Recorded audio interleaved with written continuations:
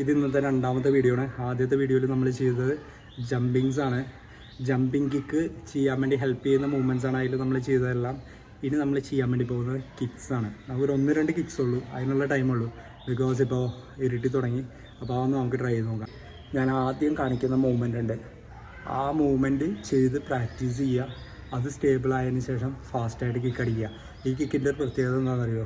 ഇത് നമ്മളൊരു ഒബ്ജക്റ്റിൽ അടിക്കാൻ നേരത്തെ, എസ്പെഷ്യലി ഇപ്പോൾ നമ്മൾ മതിലിലോ ഒരാളുടെ ബോഡിയിലോ അല്ലെങ്കിൽ പഞ്ചിങ് ബാഗിലോ അടിക്കാൻ നേരത്തെ ഈ കിക്ക് നമുക്ക് കറക്റ്റായിട്ട് അടിക്കാൻ പറ്റും. പക്ഷെ നമുക്കത് എയറിൽ ക്ലിയർ ചെയ്തെടുക്കാൻ കുറച്ച് ബുദ്ധിമുട്ടായിരിക്കും. അപ്പോൾ എപ്പോഴും എയറിലടിച്ച് ക്ലിയർ ചെയ്യുന്നതാണ് ഏറ്റവും നല്ലത്. പിന്നെ ഒരു കാര്യം പ്രത്യേകം ശ്രദ്ധിക്കുക, ഇത് ചെയ്യാൻ നേരത്ത് കുടയലായി പോകരുത്. പലരും ഈ കിക്ക് ചെയ്യാൻ നേരത്ത് കുടഞ്ഞ് കളയും. കിക്കായിട്ട് തന്നെ പോകണം, പുഷ് ആവരുത്, തള്ളിക്കൊടുക്കരുത്, കിക്ക് തന്നെ ആയിരിക്കണം.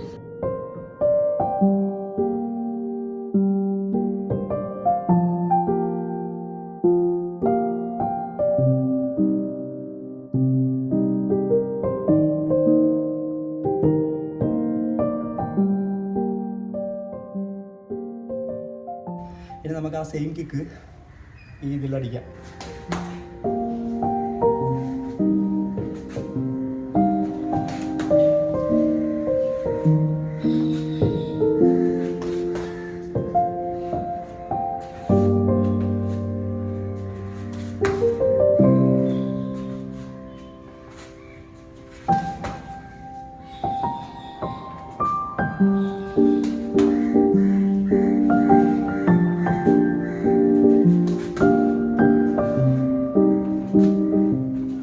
റൈറ്റ് ലെഗിനാണ് ചെയ്തത്.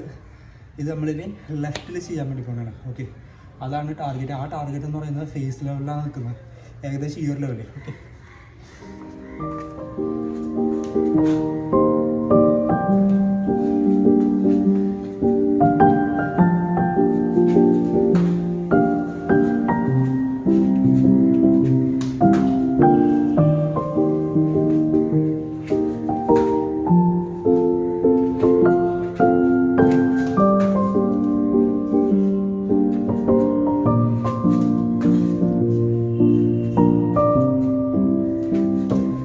നമ്മളിപ്പോൾ കിക്ക് ചെയ്ത ഫേസ് ലെവലാണ്. നിങ്ങളിത് ചെയ്യാൻ നേരത്ത് 3 ലെവൽ എന്തായാലും പ്രാക്ടീസ് ചെയ്യുക. 1 നീ മുട്ടിൻ്റെ ലെവലിൽ ചെയ്ത് പ്രാക്ടീസ് ചെയ്യുക.